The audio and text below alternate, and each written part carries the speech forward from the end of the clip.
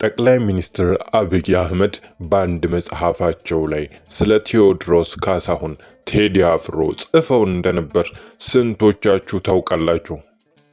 ያውም በአድናቆት።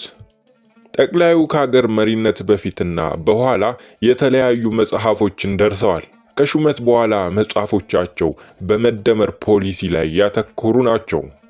ከሹመት በፊት ግን ራቅ ብለው ስለ ፍልስፍና፣ የመሪነት ጥበብና ሌላም ጉዳይ ላይ ይጽፉ ነበር። እርካብና መንበርና ሰተቴ ጠቅላዩ በብዕር ስም ያሳተሟቸው ሁለት ቀደምት መጽሐፍት ናቸው። ታዲያ ዶክተር አብይ ከነዚህ በአንዱ ላይ ነው ስለ ቴዲ አፍሮ ጽፈው የነበረው። ቴዲና ዶክተር አብይን ያገናኛቸው ሁለቱም የሚያደንቁት አንድ የጅማ ሰው ነው። ይህ ሰው ማን ይመስላችኋል? እስቲ ግምታችሁን ኮመንት ላይ ጻፉልን። እኛ ታሪኩን በሰፊው እንነግራችኋለን። ዶክተር አብይ ስለዚህ ሰው ሲናገሩ ለሐቅ መኖርን ያስተማረኝ ስለ ሐቅ ኖሮ ያለፈ ተራማጅ ነው። ክፉ ዘመን ሐቅን እንዳልናገር አንደበቴን በለጎመኝ ወቅት አፍ የሆነኝ ባለውለታዬም ነው ብለው ነበር። ፍንጭ ለመስጠት ያህል ይህ ሰው በተለየ ባህሪው ይታወቃል። መንግስትን በአደባባይ በመተቸትና በግጥምና ቅኔ በመንቆር ዝነኛ ነው። ማንንም አይፈራም። ለህይወቱ አይሳሳም። የተሰማውን ፊት ለፊት ይናገራል። እንደውም የሚቃወሙት አብዷል ብለው ተውት እንጂ በአደባባይ ሊገድሉትም ይችሉ ነበር። ይህን ሰው አብይና ቴዲ እኩል ያደንቁታል። በአመፀኝነቱ፣ በጥበቡ፣ በቅኔ አዋቂነቱ ሁለቱ ሰዎች የዚህን ሰው ስም ያነሳሉ። ሰውየው ማን ነው? አሁኑኑ ሞክሩት። ዶክተር አብይ ስለ ቴዲ አፍሮ ምን አሉ? አብራችሁን ከቆያችሁ ትሰሙታላችሁ። ቻናላችንን እስከዚያው ሰብስክራይብ እያደረጉ ቪዲዮንም ላይክ ያድርጉ። ይህ ጽሑፍ በጠቅላይ ሚኒስትር ዶክተር አብይ አህመድ ዲርአዝ በሚል ብዕር ስማቸው በ2009 ዓ.ም ሰተቴ በሚል ባሳተሙት መጽሐፍ ውስጥ የሚገኝ ነው። ቴዲ አፍሮ በሙዚቃ ዝግጅቱ ላይ በኢትዮጵያውያን ሚሊኒየም ዋዜማ ላይ ቴዲ አፍሮ በጅማ ከተማ ትልቅ የሙዚቃ ኮንሰርት አቅርቦ ነበር። በወቅቱ ለጅማ እንግዳ የነበሩ በሺዎች የሚቆጠሩ አዲስ አበቤዎችና የተለያዩ ክልል ሰዎች በአንድ በኩል ኮንሰርቱን ለመሳተፍ ብዙ የሚወራላትን ጅማ ለመጎብኘት ከተማን አጨናንቀዋታል። የኮንሰርቱ ዕለት ቴዲ አፍሮ ኮንሰርቱ ከሚካሄድበት የስፖርት ማዘውተሪያ መድረክ ላይ እንደቆመ ታዳሚው ፍቅሩን በጩኸት በፉጨትና በጭብጨባ ገልጾ ጋብ እንዳለ ቴዲ በቀጥታ ወደ ሙዚቃው አልነበረም ያመራው።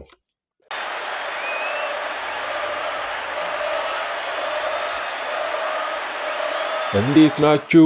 ጩኸት። አመሰግናለሁ። ድጋሚ ጩኸት።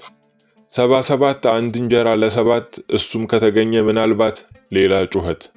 ከናንተ ውስጥ ከድር ሰተቴን የሚያውቃለ? ለአፍታ ሰው ሁሉ ረጭ አለ። አንዳንዱ ከጎኑ ወዳለው እየዞረ ከድር ሰተቴ ማን ነው እያለ ጠየቀ። የሚያውቁት በፉጨት አጅበው የአዎንታ ድምጻቸውን አሰሙ።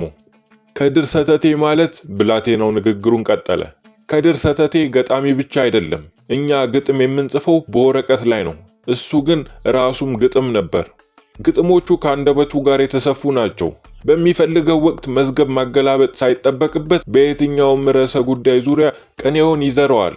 ልበ ብርሃን አያሙሌ ሙልጌታ ተስፋዬ የግጥም ዛር ሲወዛውዘው በቃሉ የያዘውን ወረቀት ላይ እንደሚያደርቅ አውቃለሁ። ከድር ሰተቴ በየትኛውም ሁኔታ ውስጥ ስሜቱን በቅኔ የሚናገር ሰው ነው። ንግግሩም ግጥም የሆነ ምታተኛ የጥበብ ቀንዲል። የድምፃዊው ንግግር ጸጥ ባለው ታዳሚ ጆሮ መፍሰሱን ቀጠለ። እሱ ከሚታወቅባቸው ግጥሞች ሁለቱም ብቻ ብዬላችሁ ላብቃ። በጭብጨባ የታጀበ ጩኸት።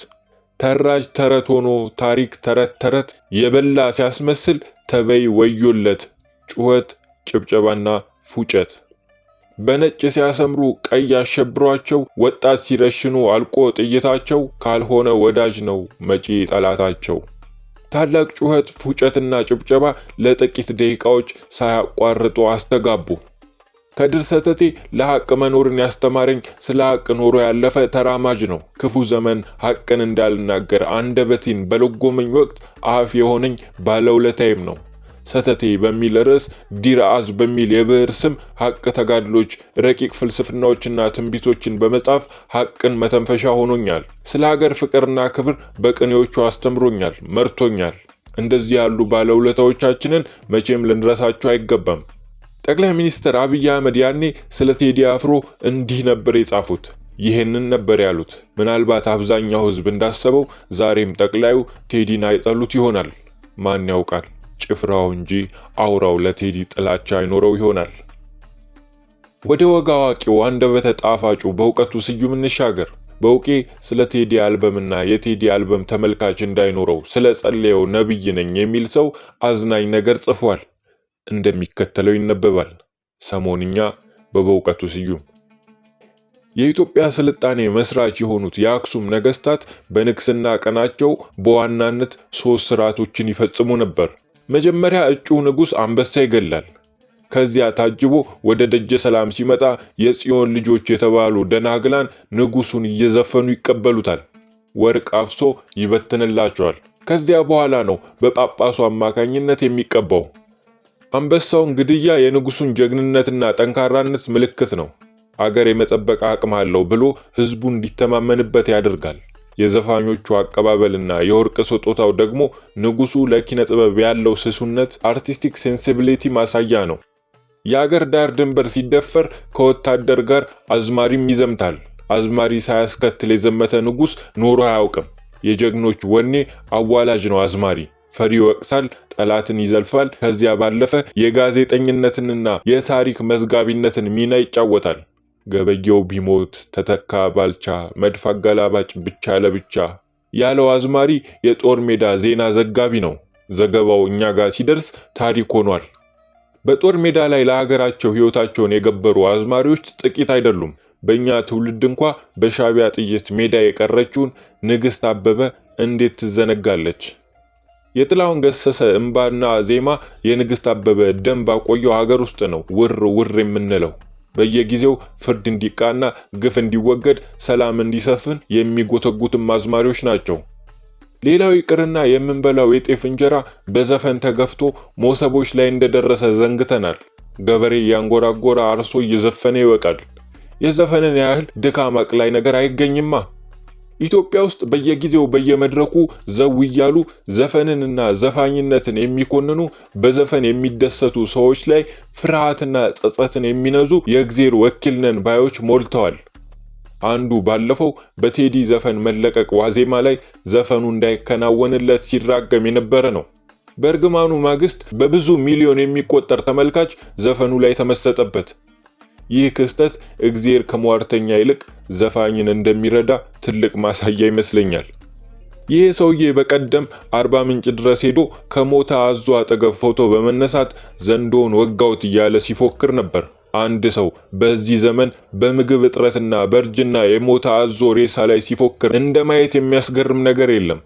በሌላ ጊዜ ይህ ጀለስ ማይክል ጃክሰን በሰይጣን መንፈስ የሚመራ ዘፋኝ ነበር ሲል ሰማሁት።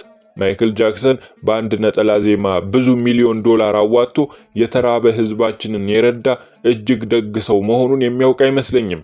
ወይም ሳያውቀው ለሰይጣን የገጽታ ግንባታ እየሰራ ነው። በውቄ ይህን ጽሑፍ የጻፈው ሱራፌል ለተባለ ገሚሶች እንደ ነቢይ፣ ገሚሶች ደግሞ እንደ ሐሰተኛ ነቢይ ለሚቆጥሩት ሰው ነው። ሰውየው የቴዲ አልበም ሐሙስ ሊወጣ ዕለተ ረቡዕ ተመልካች እንዳይኖረው በአደባባይ ሲጸልይ ነበር። እስቲ ይህንንም ጥቂት እናስታውሰው። ሱራፌል ከቴዲ በፊት በሁለት ንግግሮቹ መነጋገሪያ ነበር። የአርባ ምንጩ አዞና የአራት ኪሎ ዘንዶ። የዛሬ 7 ዓመት ወደ አርባ ምንጭ ከተማ መጥቼ ነበር ይላል በአንድ ንግግሩ። ፓስተር ዶጮ የሚባልን ሰው እዚህ ተቀምጦ ይህ አዞ የፓስተሩን እግር ያዘና በላው ሲባል በሶሻል ሚዲያ ላይ ተሰራጭቶ አይቼ ነበር። እናም ዛሬ ወደ ሐይቁ ስመጣ የበላው አዞ ሞቶ ጠበቀኝ፣ እግዚአብሔር ምልክት ነው ያሳየኝ ብሎ የዱር አራዊትን ሞት እንደራሱ የነብይነት ጸጋ በመቁጠር የአካባቢውን ሰዎች አስቆጥቶ ነበር። ቀጠለና ደግሞ በሌላ ጊዜ የአራት ኪሎንና የግብፅን ዘንዶ ወጋለሁ በሚል ንግግሩ ሌላው ዝግብ ፈጠረ። ከዛ ደግሞ በሐሙስ ቀን የሚለቀቅ ዘፈን በጥልቁ የሚሰራ ነው ሲል በአዲስ ሐሳብ መጣ። ማን ነው የሐሙሱ ፈረስ? ማን ነው የሐሙሱ ጌታ? በሐሙስ ቀን የሚደበድብ ድቤ፣ በሐሙስ ቀን የሚደረግ አሰራር በጌታዬ ስም እቃወማለሁ። በሐሙስ የሚለቀቅ ዘፈን በጥልቁ የሚሰራ ነው። ዕለተ ሐሙስ ተቆጥሮ ለጠንቋዩ የተዘፈነ እንደሆነ በአገራችን በይፋ ሲነገር የነበረ ነው። ዕለተ ሐሙስ ተቆጥሮ በቀመር ተሰርቶ ማን ነው የሐሙሱ ፈረስ? ማን ነው በሐሙሱ ፈረሱን የሚጋልበው? ማን ነው? እግዚአብሔር ያራላለትን ልራራለት አልችልም። ነጭ ነጩን ጥቁሩን ጥቁር ለማለት እንደ እግዚአብሔር ቃል እናገራለሁ። ዘፋኝነት ኃጢአት ነው ስል ከራሴ ተነስቼ አይደለም። ሲል ገልጾ እንደ ምሳሌ የማይክል ጃክሰንንና የሶኒ ካምፓኒ ባለቤት የቶሚ ሞታልን ግንኙነትን ማጣቀሻነት አንስቷል። ዘፋኝ የጥልቅ ነው፣ ትውልድን ወደ ጥልቅ የሚመራ ክርስቲያን የሆነ የጥልቅ ተከታታይ ካልሆነ የዘፈን ደጋፊ ሊሆን አይችልም። ሰው ዝም ብሎ ሊዘፍን አይችልም። እንዲዘፍን የሚያደርገው ከጥልቅ የተጫነበት መንፈስ ነው። ከዘፈኑ ጀርባ የጥልቁ አሰራር አለበት። ወጣቶች ንቁ! ሕይወታችሁን የሚበላ መንፈስ ከጥልቁ ተልኳል። ዘፈን መዳራት ነው ወደ ዝሙት የሚመራ። ዘፈን የስጋ ፍቃድ መሙያ ነው፣ ጣዖት አምልኮ። ንቁ! ነብዩ ይህን ባለማግስት የቴዲ አልበም ተለቆ በመላው ዓለም ከፍተኛ ተደማጭ ሆኗል። ዮናስ ዘውዴ ከበደ ስለ ሐሰተኛ ነቢያት እንዲህ ይላል። ኢትዮጵያ አሁን ለገባችበት ቅርቃር የሐሰተኛ ነቢያቱና የሐሰተኛ መጋቢያኑ ሚና ቀላል አይደለም። ስንቱም ፖለቲከኛና ስንቱም ባለስልጣን ወደ ጥልቁ ጉድጓድ እንደከተቱት ይታወቃል። በእርግጥ እውነተኛ መልእክት ያስተላለፉ ጥቂት እውነተኛ መልእክተኞችም ነበሩ። እንግዲህ ዮናስ የፕሮቴስታንት እምነት ተከታይና የፍልስፍና መምህር ነው። ስለ ቴዲ ከተነገሩ ምስክርነቶች መሃል አንድ ሌላ የምሁር ምስክርነት ጋብዘናችሁ እንሰናበት። ሙሼ ሰሙ የኢኮኖሚክስ ተመራማሪና ፖለቲከኛ ናቸው። ስለ አዲሱ አልበም እንዲህ ጽፏል። የቴዲ አፍሮን ሂስቶሪክ አልበም እስከማዳመጥ ድረስ አስተያየት መስጠት ተገቢ መስሎ ስላልተሰማኝ ተቆጥቤ ነበር። የቴዲ ሙዚቃ ከደረጃው በታች ይሆናል ወይም ምክንያታዊነት ይጎለዋል የሚል ጥርጣሬ አልነበረኝም። በተለይ አልበሙ ከመለቀቁና ከመደመጡ በፊት በስራው ይዘትና ቅርጽ ወይም በመልእክቱ ጥልቀትና ጥራት ላይ ሳይሆን በግለሰቡ በቴዲ ስብዕና ላይ የተካሄደው መጠነ ሰፊ ስም ማጥፋት፣ ማጥላላትና ማዋከብ አሳዛኝ፣ አሳፋሪና ከደረጃ በታች ስለነበር ለመደገፍም ለመንቀፍም ማዳመጥ ግድ ብሎኝ ነበር። አይነጋ የለም እንዲሉ ይህ ሁሉ ለምን አስፈለገ በሚል ሙዚቃው እስኪለቀቅ ድረስ ትዕግስት ካጡት መካከል አንዱ ነበርኩ። ሐሙስ 8 ሰዓት ጀምሮ ሙዚቃዎቹን ደጋግሜ አጣጣምኩ። ቴዲ እውነትም ይችላል። 6 ሙሉ አልበም ያለማቋረጥ በስኬት ማጠናቀቅ ከተአምር የማይተናነስ ስብዕናን የሚጠይቅ ነው። ኢትዮሪካ በግጥም በሙዚቃ ቅንብር በመልእክቱ አነቃቂነት በጥቅሉ ሁለገብና አስደማሚ ስራ ነው። ጥበብንና ሙዚቃ ለሚወዱና ለሚያደንቁ ምርጥ ስራ ይዞ ስለቀረበ ያጣጥሙት። መማር ለሚፈልጉ ምርጥ መልእክት የታጨቀበት ስለሆነ ከመልእክቱ ይቋደሱ። በተረፈ ብራቮ ቴዲ አፍሮ! ለዘመናት የምናጣጥመውን የሙዚቃ ስንቅ ሰንቀናል። ምስጋናችን የላቀ ነው። ውድ የአዲስ አገልግል ቤተኞች ከጠቅላይ ሚኒስትሩ ተነስተን በከድር ሰተቴ ያልፈን በበውቀቱ እና ሱራፌል መሃል እስከ ሙሼ ሰሙ ስለ ቴዲ አፍሮ ስንጫወት ቆየን። ለአብሮነታችሁ እናመሰግናለን። ቸር ጊዜ